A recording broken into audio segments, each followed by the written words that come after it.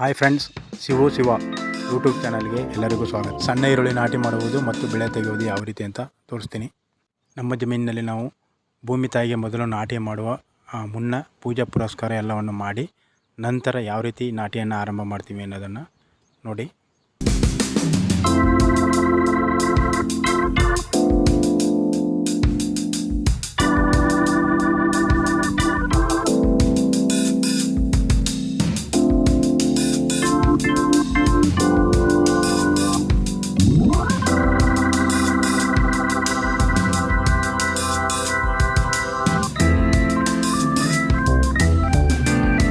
ಇದು ಬಂದು ನಾವು 1 ಎಕರೆಗೆ ಈರುಳ್ಳಿ ನಾಟಿಯನ್ನು ಮಾಡ್ತೀವಿ.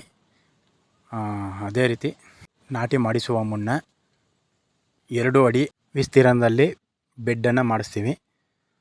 ಬೆಡ್ಡನ್ನು ಮಾಡಿಸಿದ ನಂತರ ಮತ್ತೆ ಮಾರನೇ ದಿನ ಕೆಲಸದವರು ಹೆಣ್ಣಾಳುಗಳು ಬಂದಿದ್ದರು. ಅವರು ಕೂಡ ನಾಟಿ ಮಾಡ್ತಾಯಿದ್ದಾರೆ. ಈ ನಾಟಿನ ನಾವು 3 ಸಾಲುಗಳ ಅಂತರದಲ್ಲಿ ಮಾಡ್ತಾಯಿದ್ದಾರೆ. ಹಾಗೆ ಊಟದ ಟೈಮೂ ಆಯಿತು.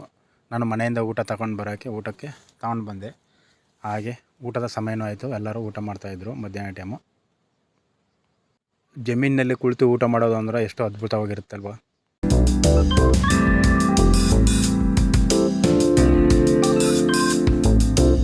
ಹಾಗೆ ಮತ್ತೆ ನಾಟಿ ಮಾಡಿದ ಮಾರನೇ ದಿನ ನಾವು ನೀರನ್ನು ಆನ್ ಮಾಡಿ ಚೆನ್ನಾಗಿ ನೀರನ್ನು ಅದಕ್ಕೆ ಬಿಡಬೇಕು. 2-3 ದಿನಗಳ ಕಾಲ ಚೆನ್ನಾಗಿ ನೀರನ್ನು ಕೊಡಬೇಕು ಅದಕ್ಕೆ.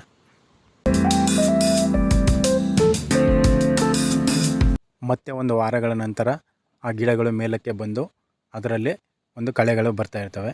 ಆ ಕಳೆನ ತೆಗಿತಾ ಇದ್ವಿ.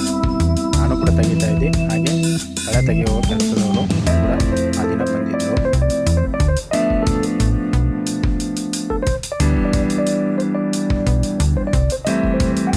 ನಂತರ ಬೆಳೆಗೆ ಯಾವ ರೀತಿ ಗೊಬ್ಬರಗಳು, ಯಾವ ರೀತಿ ಔಷಧಿಗಳು ಕೊಡಬೇಕು ಅದನ್ನು ಕೊಟ್ಟಾಗ ಈ ಲೆವೆಲಲ್ಲಿ ಬರುತ್ತೆ. ಮತ್ತೆ 65 ದಿನಗಳಾದ ನಂತರ ಇದು ಕಾಯಿ ಬರುತ್ತೆ. ಕೀಳಿಸುವ ಸಮಯ ಆಗಿರುತ್ತೆ.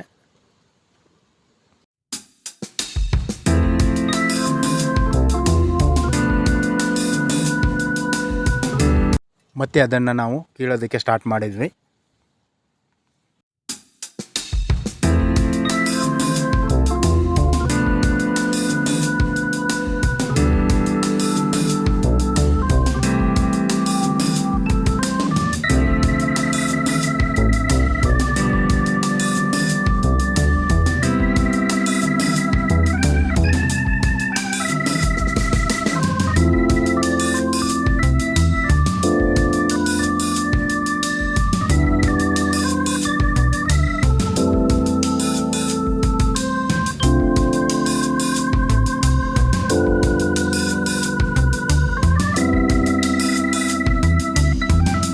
ಹಾಗೆ ಇದನ್ನು ಕಿತ್ತು ಹಿಂಗೆ ನೀಟಾಗಿ ಸಾಲಾಗಿ ಇಡ್ತೀವಿ.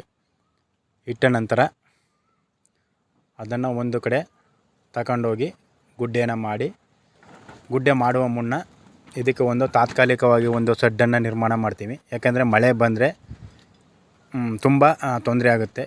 ಇದು ಮಳೆಯಲ್ಲಿ ನೆನೆಯಂಗಿಲ್ಲ. ನೋಡಿ, ಈ ಥರವಾದ ಗುಡ್ಡೆಯನ್ನು ಮಾಡ್ತೀವಿ. ಅವತ್ತು ಆಳುಗಳು ಕೂಡ ಬಂದಿದ್ದರು ಕುಯ್ಯೋಕ್ಕೆ.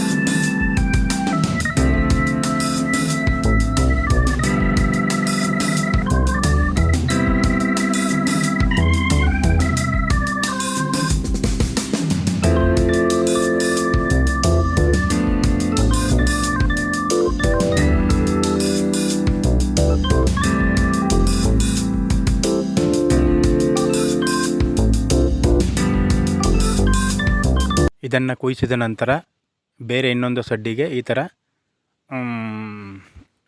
ಡ್ರೈ ಆಗೋದಕ್ಕೆ ಈ ಥರ ಇಡ್ತಿದ್ದೀವಿ. ಹಾಗೆ ಲೋಡರ್ಸ್ ಕೂಡ ಬಂದರು, ಮೂಟೆ ಎಲ್ಲ ಮಾಡಿದರು. ಇದನ್ನು ಮಾರ್ಕೆಟ್ಗೆ ಹಾಕಬೇಕಲ್ಲ, ಅದಕ್ಕೋಸ್ಕರ. ಸ್ವಲ್ಪ ಮಳೆಯಾದ ಕಾರಣ ರೈಟ್ ಸ್ವಲ್ಪ ಡೌನ್ ಆಗಿತ್ತು. ಆದರೂ ಇದನ್ನು ಇಟ್ಕೊಳ್ಳೋಕ್ಕಾಗಲ್ವಲ್ಲ, ಅದಕ್ಕೋಸ್ಕರ ಕಳಿಸ್ತಾ ಇದ್ದೀವಿ. ಈ ವಿಡಿಯೋ ಇಷ್ಟ ಆಗಿದ್ದಲ್ಲಿ ಕಮೆಂಟ್ ಮೂಲಕ ನಿಮ್ಮ ಅನಿಸಿಕೆ, ಅಭಿಪ್ರಾಯ ತಿಳಿಸಿ.